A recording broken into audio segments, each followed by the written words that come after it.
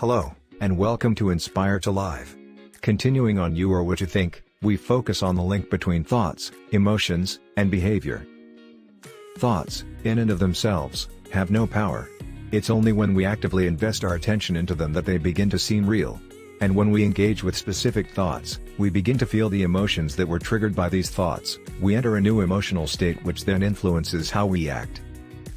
For example, if you regularly engage with the thought that you're a failure and feed more attention to it, you'll start to feel down, worthless, discouraged, and perhaps even depressed. How does your body react to this? You sulk down, slump your shoulders, and project no confidence. But if you engage with more empowering thoughts, they would boost your confidence and thus trigger a more positive emotional state, which will then be reflected in how your body reacts, standing up straight, upbeat, and energized.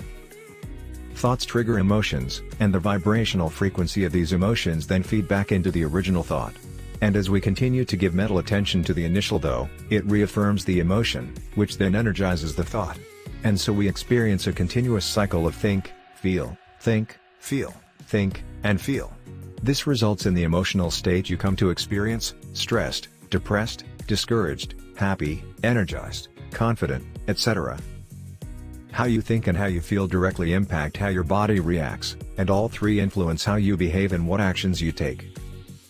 This is how your thoughts create your reality. It's in the way you behave and act that you define who you are and what you experience in life, and the way you behave and act is simply a construction of how you think, feel, and do. So in short, 1.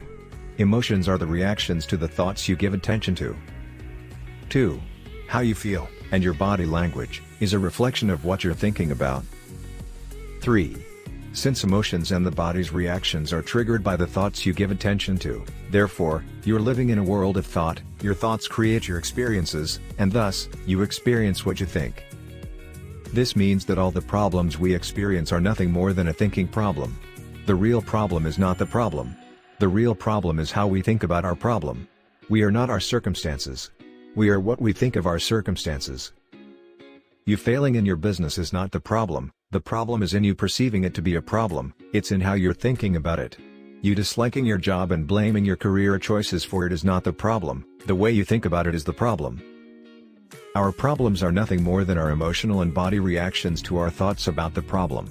So if we can observe and change our attention or perception, we can change our emotional reaction, which then changes our body reaction, which ultimately changes how we act and experience our reality.